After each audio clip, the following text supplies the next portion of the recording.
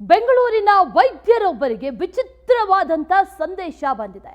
ಅತ್ತೆಯನ್ನ ಸಾಯಿಸೋದಕ್ಕೆ ಸೊಸೆ ಟ್ಯಾಬ್ಲೆಟ್ ಕೇಳಿದಾಳೆ. ವೈದ್ಯರನ್ನ ಸಂಪರ್ಕಿಸಿ ಟ್ಯಾಬ್ಲೆಟ್ ಅನ್ನ ಕೇಳಿದಾಳೆ ಮಹಿಳೆ. ಇನ್ಸ್ಟಾದಲ್ಲಿ ನಂಬರ್ ಅನ್ನ ಪಡೆದು ಆ ನಂತರ ಮೆಸೇಜ್ ಮಾಡಿದಾಳೆ ಈ ಮಹಿಳೆ. ನಿನ್ನೆ ವಾಟ್ಸ್ಆಪ್ನಲ್ಲಿ ವೈದ್ಯರಿಗೆ ಒಂದು ವಿಚಿತ್ರವಾದಂತಹ ಮೆಸೇಜ್ ಬಂತು.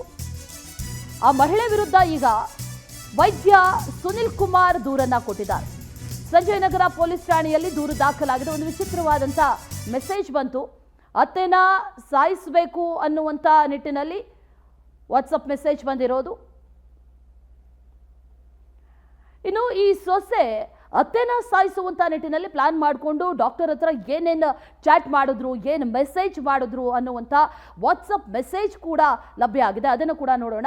ಈ ವಾಟ್ಸಪ್ ಮೆಸೇಜ್ನಲ್ಲಿ ಸಾಕಷ್ಟು ವಿಚಾರಗಳು ಕೂಡ ಇದೆ. ಅತ್ತೆಯನ್ನು ಸಾಯಿಸೋದಕ್ಕೆ ಟ್ಯಾಬ್ಲೆಟನ್ನು ಕೇಳಿರೋದಾಗಿರ್ಬೋದು, ಇದೆಲ್ಲವೂ ಕೂಡ ಇದೆ. ಅದನ್ನು ಕೂಡ ನೋಡ್ಕೊಂಬರೋಣ.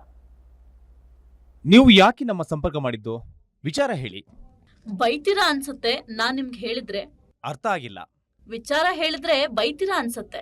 ಹೇಳಿ. ಭಯ ಆಗ್ತಾ ಇದೆ ಹೇಳೋಕೆ. ಹೇಳಿ. ಸಾಯಿಸೋ ವಿಚಾರ, ಹೇಗ್ ಸಾಯಿಸೋದು ಅಂತ. ಯಾರನ್ನ? ಅತ್ತೆನ. ಯಾಕೆ? ತುಂಬಾ ಹಿಂಸೆ ಕೊಡ್ತಾ ಇದ್ದಾರೆ. ಅದಕ್ಕೆ ನಿಮ್ಮನ್ನ ಕೇಳೋಣ ಅಂತ. ಏನಾದ್ರೂ ಹೇಳ್ತೀರಾ ಹೇಗೆ ಸಾಯಿಸೋದು ಅಂತ? ಪ್ಲೀಸ್ ಹೇಳಿ. ತುಂಬಾ ಏಜ್ ಆಗಿದೆ ಅವ್ರಿಗೆ. ನಾವು ಪ್ರಾಣ ಉಳಿಸೋ ಜನ. ಟ್ಯಾಬ್ಲೆಟ್ ಇರುತ್ತಲ್ಲ, ಅದ್ ಹೇಳಿ. 1-2 ತಗೊಂಡ್ರೆ ಸಾಯ್ತಾರಲ್ಲ, ಆ ರೀತಿ ಇಲ್ವಾ?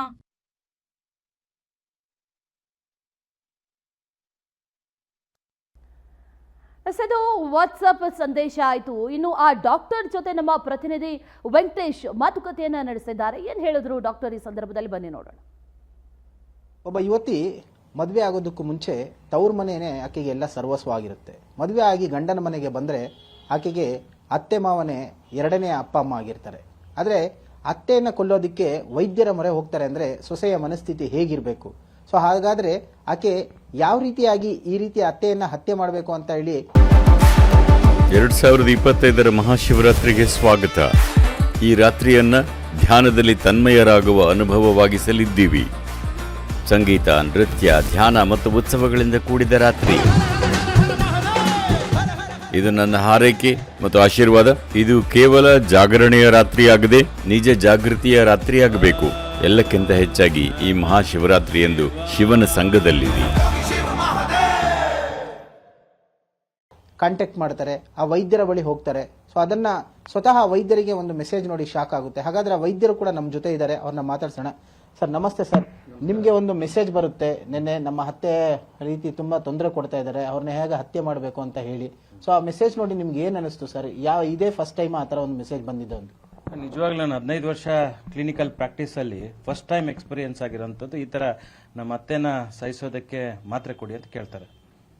ನನಗೆ ದಿನಾಂಕ 17/2/2024 ಮಧ್ಯಾಹ್ನ 2 ಗಂಟೆಗೆ ಒಂದು ಮೆಸೇಜ್ ಬರುತ್ತೆ, ಹಾಯ್ ಅಂತ. ನಾನು ಹಾಯ್ ಅಂತ ವಾಟ್ಸಪ್ಪಲ್ಲಿ ಮೆಸೇಜ್ ಕಳಿಸ್ತೀನಿ. ಹೂ ಇಸ್ ದಿಸ್ ಅಂತ ಕಳಿಸ್ತೀನಿ. ಅವ್ರು ಕನ್ನಡದಲ್ಲಿ ಕಳಿಸಿ ಅಂತ. ನೀವು ಯಾರು ಅಂತ ಕೇಳ್ತೀನಿ. ನಾನು ಸಹನಾ ಅಂತ ಹೇಳ್ತಾರೆ. ಯಾವ ಊರು ಅಂತ ಕೇಳ್ತೀನಿ. ಬೆಂಗಳೂರು ಅಂತ ಹೇಳ್ತಾರೆ. ಏನಾಗಬೇಕು ನನ್ನಿಂದ ನಿಮ್ಗೆ ಅಂತ ಕೇಳ್ತೀನಿ. ಹೇಳೋದಕ್ಕೆ ಅವ್ರು ಹಿಂಜರಿತಾರೆ. ಏನೋ ಆರೋಗ್ಯದ ಸಮಸ್ಯೆ ಇರ್ಬೇಕಂತ ನಾನು ಅನ್ಕೋತೀನಿ. ಇಲ್ಲ, ನಮ್ಮ ಅತ್ತೆ ಸಾಯಿಸ್ಬೇಕು, 1-2 ಮಾತ್ರೆ ಬರ್ದುಕೊಡಿ ಅಂತಾರೆ. ಆಮೇಲೆ ಈ ಥರ ಮಾಡೋಂಥದ್ದು, ನಾವು ಪ್ರಾಣ ಉಳಿಸೋ ಜನ, ನಾನಂಥದ್ದು ಮಾಡಲ್ಲ ಅಂತ ಹೇಳ್ತೀನಿ. ಅದೇ ದಯವಿಟ್ಟು ಪ್ಲೀಸ್ ದಯಮಾಡಿ ನನಗೆ 1-2 ಮಾತ್ರೆ ಬರ್ದುಕೊಡಿ ಅಂತ ಮತ್ತೆ ಫೋರ್ಸ್ ಮಾಡ್ತಾರೆ. ಅದಾದ್ಮೇಲೆ ಅದನ್ನ ಸ್ಕ್ರೀನ್ಶಾಟ್ನ ನಾನು ತೆಗೆದಿಟ್ಕೋತೀನಿ. ಅದಾದ್ಮೇಲೆ ಮುಂದೆ ಕನ್ವರ್ಸೇಷನ್ ಶುರು ಆಗುತ್ತೆ. ನಾನು ಪೊಲೀಸ್ ಕಂಪ್ಲೇಂಟ್ ಕೊಡ್ತೀನಿ, ಈ ಥರ ಮಾಡೋದು ತಪ್ಪಾಗುತ್ತೆ, ಕ್ರೈಮ್ ಆಗುತ್ತೆ ಅಂತ ಹೇಳ್ತೀನಿ. ಅದಾದ್ಮೇಲೆ ಇಮಿಡಿಯೇಟ್ ಆಗಿ ಸ್ಕ್ರೀನ್ಶಾಟ್ನ ಎಲ್ಲ ಡಿಲೀಟ್ ಮಾಡ್ತಾರೆ ಅವರು. ನಾನು ಅದಕ್ಕೆ ಮುಂಚೆ ನಾನು ತೆಗೆದಿಟ್ಕೊಂಡಿರಿಂದ ಆ ಸ್ಕ್ರೀನ್ಶಾಟ್, ಡಿಲೀಟೆಡ್ ಸ್ಕ್ರೀನ್ಶಾಟು, ತಗೊಂಡಿರೋ ಸ್ಕ್ರೀನ್ಶಾಟ್ನ ಎರಡೂ ಪೊಲೀಸ್ಗೆ ಕಂಪ್ಲೇಂಟ್ ಕೊಡ್ತೀನಿ. ಮಧ್ಯಾಹ್ನ ಹೋಗಿ 2:15 ಸಂಜಯ್ ನಗರ ಪೊಲೀಸ್ ಸ್ಟೇಷನಲ್ಲಿ ಕಂಪ್ಲೇಂಟ್ನ ಕೊಡ್ತೀನಿ. ಕಂಪ್ಲೇಂಟ್ ತಕ್ಷಣ ಪೊಲೀಸ್ ಹೇಳ್ತಾರೆ, ಅವಳಿಗೆ ಫೋನ್ ಮಾಡ್ತಾರೆ, ಲ್ಯಾಂಡ್ಲೈನಿಂದ ಫೋನ್ ಎತ್ತಲ್ಲ. ಪೊಲೀಸರು ಅವ್ರನ್ನ ಏನೋ ಟ್ರೂ ಕಲರಲ್ಲಿ ಅವ್ರ ಫೋಟೋ ಸಿಗುತ್ತೆ ಅಂತ ಹೇಳಿದ್ರು. ಈ ಥರದನ್ನ ಟ್ರೈ ಮಾಡ್ತಾರೆ. ಆದರೆ ಪೊಲೀಸರು ಇದುವರೆಗೆ ಯಾವುದೇ ಆಕ್ಷನ್ ತಗೊಂಡಿಲ್ಲ. ಸರ್, ಆ ಮಹಿಳೆಗೆ ತಮ್ಮ ನಂಬರ್ ಹೇಗೆ ಸಿಕ್ತು? ಇದಾದ ಬಳಿಕ ಆಕೆ ಕಾಲ್ ಮಾಡೋದಕ್ಕೆ ಏನಾದ್ರು ಪ್ರಯತ್ನ ಪಟ್ರೆ ಅಥವಾ ವಾಟ್ಸಪ್ ಅಲ್ಲಿ ಮಾತ್ರನೇ ಚಾಟ್ ಮಾಡೋದಕ್ಕೆ ಶುರು ಮಾಡಿದೆ ಸರ್? ನನ್ನ ನಂಬರ್ ಎಲ್ಲ ಫೇಸ್ಬುಕ್, ಇಂಟರ್ನೆಟ್ ಅಲ್ಲಿ, ಗೂಗಲ್ ಅಲ್ಲಿ ಸರ್ಚ್ ಮಾಡಿದ್ರೆ ಆಲ್ಮೋಸ್ಟ್ ಎಲ್ಲ ಕಡೆನೂ ಸಿಗುತ್ತೆ. ಬಟ್ ಅವ್ರಿಗೆ ಎಲ್ಲಿ ಸಿಕ್ತು ಅಂತ ಕೇಳಿದಾಗ ಇನ್ಸ್ಟಾಗ್ರಾಮ್ ಅಲ್ಲಿ ಸಿಕ್ತು ಅಂತಾರೆ. ಯಾರು ಇನ್ಸ್ಟಾಗ್ರಾಮ್ ಅಂತ ಕೇಳ್ತೀನಿ. ಒಬ್ರು ಮೀಡಿಯಾ ಪರ್ಸನ್ ಇನ್ಸ್ಟಾಗ್ರಾಮ್ ಅಲ್ಲಿ ನನ್ನ ಆಕ್ಸಿಜನ್ ಕಾನ್ಸಂಟ್ರೇಷನ್ ಮಷಿನ್ ಬೇಕನ್ನೋದಕ್ಕೆ ಅಲ್ಲಿ ಅವ್ರ ನಂಬರ್ ಹಾಕಿರ್ತಾರೆ. ಇವರು ಫ್ರೀ ಆಗಿ ಆಕ್ಸಿಜನ್ ಕಾನ್ಸಂಟ್ರೇಷನ್ ಮಷಿನ್ ಕೊಡ್ತಾರೆ, ಆ ನಂಬರ್ ತಗೊಳ್ಳಿ ಅಂತ. ಆ ನಂಬರ್ನ ಅಲ್ಲಿಂದ ನಂಬರ್ ತಗೊಂಡು ಅದನ್ನ ಕಳಿಸಿ ಅಂತೀನಿ. ಅವ್ರು ಸ್ಕ್ರೀನ್ಶಾಟ್ನ ಕಳಿಸ್ತಾರೆ ಅಲ್ಲಿಂದ ತಗೊಂಡಿದ್ದಂತ. ಅದಾದ್ಮೇಲೆ ಗೊತ್ತಾಗುತ್ತೆ ನನಗೆ, ಅಲ್ಲಿಂದನೇ ಅವ್ರು ನನಗೆ ವಾಟ್ಸಪ್ಗೆ ಕನ್ವರ್ಷನ್ಗೆ ಬರೋವಂಥದ್ದು.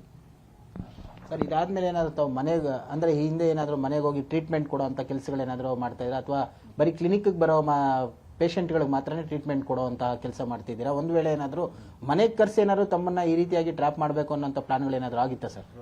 ಇಲ್ಲ, ಇದನ್ನು ಒಂದು ರೀತಿಯಿಂದ ನನಗೆ ಅನಿಸ್ತಾ ಇದೆ. ಬಿಕಾಸ್ ನಾನು ಡಾಕ್ಟರ್ ಆನ್ ವೀಲ್ಸ್ ಅಂತ ನಂದೇ ಕಾರನ್ನೇ ಕನ್ವರ್ಟ್ ಮಾಡ್ಕೊಂಡು ಅದರಲ್ಲೇನೆ ಜನರಿಗೆ ಫ್ರೀ ಆಫ್ ಕಾಸ್ಟ್ ಅಲ್ಲಿ ಡಾಕ್ಟರ್ ಆನ್ ವೀಲ್ಸ್ ಮುಖಾಂತರ BP ಪಟಸು, ಗ್ಲೂಕೋಮೀಟರ್, ಥರ್ಮಾಮೀಟರ್, ಈ ತರ ಡಾಕ್ಟರ್ ಕನ್ಸಲ್ಟೇಷನ್, ಬೇಸಿಕ್ ಮೆಡಿಸಿನ್ಸ್ ಅನ್ನ ಪ್ರತಿದಿನ ನಾವು ಹೋಗಿ ಸ್ಲಮ್ಸು, ಹೋಮ್ ವಿಸಿಟ್ ನ ಸೀನಿಯರ್ ಸಿಟಿಸನ್ಸ್ ಮಾಡ್ತಾ ಇರ್ತೀವಿ. ಬಟ್ ಆ ಥರ ಏನಾದರೂ ಇದೆಯಾ ಅಂತ ನಾವು ಜನಕ್ಕೆ ಹೋಗಿ ನಾನು ಬೆಳಗ್ಗೆ 9 ರಿಂದ 5 ಗಂಟೆವರೆಗೂ ಡಾಕ್ಟರ್ ಆನ್ ವೀಲ್ಸ್ ಮುಖಾಂತರ ಪ್ರತಿದಿನ ಜನರಿಗೆ ಸೇವೆ ಮಾಡುವಂಥದ್ದು, ಮತ್ತೆ ಕಡಿಮೆ ಕಾಸ್ಟಲ್ಲಿ ಮನೆಗೆ ಹೋಗಿ ಹೋಮ್ ವಿಸಿಟ್ ಸರ್ವಿಸ್ ಕೊಡುವಂಥದ್ದು. ಬಟ್ ದುರಾದೃಷ್ಟ ಅವರು ಆ ಥರ ಏನಾದರೂ ಪ್ಲಾನ್ ಇದೆಯಾ, ಪೊಲೀಸರೇ ಅದನ್ನು ಐಡೆಂಟಿಫೈ ಮಾಡಬೇಕಾಗಿರೋದು. ನಿಜವಾಗ್ಲೂ ಅವ್ರಿಗೆ ಅತ್ತೆ ಇದ್ದಾರಾ, ಅತ್ತೆ ಸಾಯಿಸಬೇಕಾಗಿದೆಯಾ ಇಲ್ವಾ, ಅತ್ತೆನೇ ಇಲ್ವಾ, ಮತ್ತೆ ನನ್ನನ್ನು ಏನಾದ್ರು ಟ್ರ್ಯಾಪ್ ಮಾಡಕ್ ಮಾಡಿದ್ರಾ, ಅಥವಾ ಪೊಲಿಟಿಕಲಿ ಅಥವಾ ನನ್ನ ಹೆಸರಾಗಿದೆ ಅಥವಾ ದೊಡ್ಡ ವ್ಯಕ್ತಿ ಆಗ್ತಾ ಇದೆ ಅನ್ನೋದಕ್ಕೆ ನನ್ನ ಟ್ರ್ಯಾಪ್ ಮಾಡೋ ಉದ್ದೇಶ ಇದೆಯಾ ಅಂತ ಪೊಲೀಸರೇ ಎನ್ಕ್ವೈರಿ ಮಾಡಿ ಅದನ್ನ ಎಕ್ಸ್ಪೋಸ್ ಮಾಡಬೇಕಾಗಿರುವಂಥದ್ದು. ಇವಿಷ್ಟು ವೈದ್ಯ ಸುನಿಲ್ ಕುಮಾರ್ ಅವರ ಮಾತುಗಳು. ಅಂತ ಹೇಳಿದ್ರೆ ಈ ಹಿಂದೆ ಕೂಡ ಸಾಕಷ್ಟು ಬಾರಿ ಇವರಿಗೆ ಈ ರೀತಿಯಾದಂತಹ ಒಂದು ಕರೆಗಳು ಬಂದಿದೆ. ಸೊ ಈಗ ಅವರು ಸಮಾಜ ಸೇವೆಯನ್ನು ಮಾಡ್ತಾ ಇದ್ದಾರೆ, ಜೊತೆಗೆ ಭ್ರಷ್ಟಾಚಾರ ವಿರೋಧಿಗೆ ಕೆಲಸಗಳನ್ನು ಮಾಡ್ತಾ ಇದ್ದಾರೆ. ಅವರ ಒಂದು ಹೆಸರಿಗೆ ಕಳಂಕ ತರುವ ಉದ್ದೇಶದಿಂದಾಗಿ ಈ ರೀತಿಯಾಗಿ ಏನಾದರೂ ಮಾಡ್ತಾ ಇದ್ದಾರೆ ಅನ್ನೋ ಅನುಮಾನ ಕೂಡ ಮೂಡ್ತಾ ಇರುವಂತದ್ದು. ಸದ್ಯಕ್ಕೆ ಪೊಲೀಸರು ಕೂಡ ಈ ಪ್ರಕರಣವನ್ನ ತನಿಖೆ ಮಾಡಿ ಸತ್ಯಾಸತ್ಯತೆ ಏನು ಅನ್ನೋದನ್ನು ಕೂಡ ಜನರ ಮುಂದೆ ತಿಳಿಸಬೇಕಾಗಿರುವಂತದ್ದು. ಕ್ಯಾಮರಾ ಪರ್ಸನ್ ನವಾಜ್ ಜೊತೆ ವೆಂಕಟೇಶ್, ಪವರ್ ಟಿವಿ, ಬೆಂಗಳೂರು.